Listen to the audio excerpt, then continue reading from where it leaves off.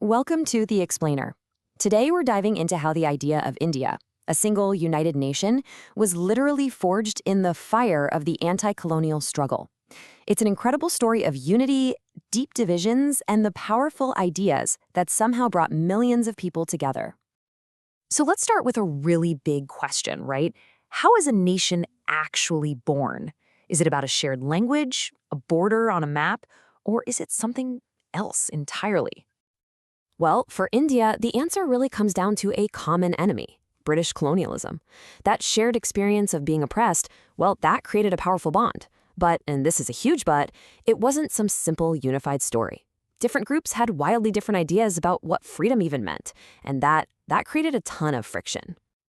All right, so here's how we're going to break this all down. We'll start with the conditions on the ground that made a mass movement even possible. Then we'll look at the radical new ideas that fueled it. And finally, we'll see how this idea of unity was both built and at times broken. So to really get why a massive movement took off when it did, we have to look at the pressure cooker environment that was India right after the First World War. You see, the war, which a lot of Indians were forced to fight, left the country in a total crisis. The British paid for it by jacking up taxes, while the price of everyday stuff just skyrocketed. At the same time, they were forcibly recruiting soldiers, emptying out villages. And as if that wasn't enough, you had crop failures and a devastating influenza epidemic that killed, an unbelievable 12 to 13 million people.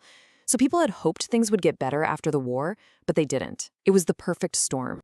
Now, it's into this incredibly tense atmosphere that a new leader, Mahatma Gandhi, comes back to India from South Africa, and he brings with him this totally radical new idea for how to fight back.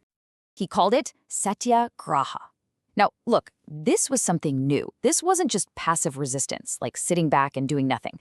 It was an active moral fight. The whole idea was, if your cause is true, if you are fighting injustice, you don't need violence. You can actually win by appealing to the conscience of your oppressor, by forcing them to confront the truth. And you can really hear it in his own words. He called it a soul force. So for him, this wasn't a weapon for the weak. No way.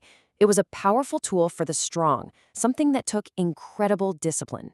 He believed this dharma, this duty of nonviolence, was the one thing that could truly unite all Indians. Okay, so this idea of Satyagraha, well, it wasn't going to stay a theory for long. Nope. It was about to get its first major test on a massive nationwide scale. The trigger, this thing called the Rowlatt Act of 1919. It was a horrible law that let the British throw political activists in jail without a trial. Naturally, protests erupted, but the British response was just brutal.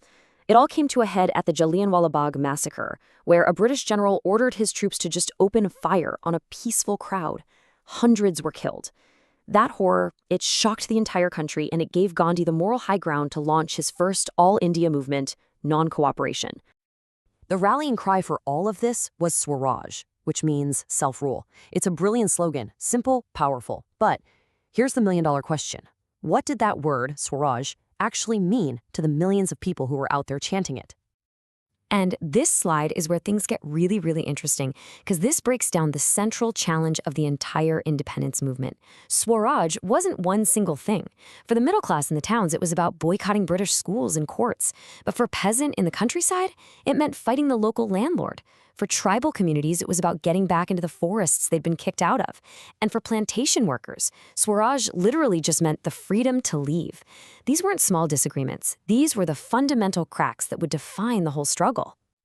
So when that non-cooperation movement eventually fizzled out, largely because all those different ideas of Swaraj led to violence, the independence struggle was kind of left adrift. The big question was, how do you unite a nation that's so divided? Gandhi knew he needed a new symbol, something everyone could rally around. By the end of the 1920s, the goal itself got a serious upgrade. The demand was now for Purna Swaraj. We're not talking about just self-rule inside the British Empire anymore. This was a call for complete, total independence. A huge statement. Okay, but here's the thing. Complete independence. That's a pretty abstract idea, right? How do you get every single person, from a farmer to a city dweller, fired up about that? Gandhi's genius was finding the answer in the most common, everyday thing you can imagine: salt. The British tax on salt affected everyone, rich or poor. It was the perfect symbol of colonial greed and control. And this just shows the incredible power of that idea. Gandhi and a small group of followers marched for 24 days, covering 240 miles on foot, all the way to the sea, just to make their own salt and peacefully break a British law. The march was a media sensation around the world. Thousands of people joined in, and it kicked off a nationwide movement of civil disobedience, with people everywhere making salt and defying the British. Now, the Salt March was without a doubt a massive high point, an incredible moment of unity. But even as it was succeeding, it also shone a big, bright spotlight on the deep cracks that were still running through Indian society. You see, not everyone was on board in the same way. Rich peasant communities, they were all in, fighting against high taxes. But poor peasants often felt ignored because the main political party, the Congress, was afraid of angering the wealthy landlords. And it goes deeper. Leaders from the Dalit community, the so-called untouchables, were wary, and many Muslim organizations felt left out, worried about what their future would be in a Hindu-majority India. So if political agreement was so hard to come by, how do you keep building a nation? How do you keep that feeling of we alive? Well, the answer was found in culture. Because nationalism isn't just about politics, it's about a shared story, a feeling of belonging. Nationalists started digging up old Indian folklore and songs to build a sense of pride. A new flag, the Swaraj flag, was designed and became a powerful symbol of defiance. And maybe the most powerful of all, the very idea of India was given a human face in the figure of Bharat Mata, or Mother India. This transformed the political fight into something more personal, a sacred duty to protect the motherland. Okay, so let's wrap this all up. What's the one big thing you should take away from this incredible story? The key takeaway is this. Indian unity wasn't a starting point. It wasn't a given. It was the hard-won result of a messy, complicated, and continuous struggle between all these different groups who, yes, all wanted freedom, but who disagreed passionately about what that freedom should look like. And this quote from our source material really just nails it. The movement didn't erase all the differences. It brought all these many voices together into one massive shared struggle. And that leaves us with one last really big question to think about. How does a nation with so many different voices, a nation born from fighting a common enemy, how does it learn to govern itself once that enemy is finally gone?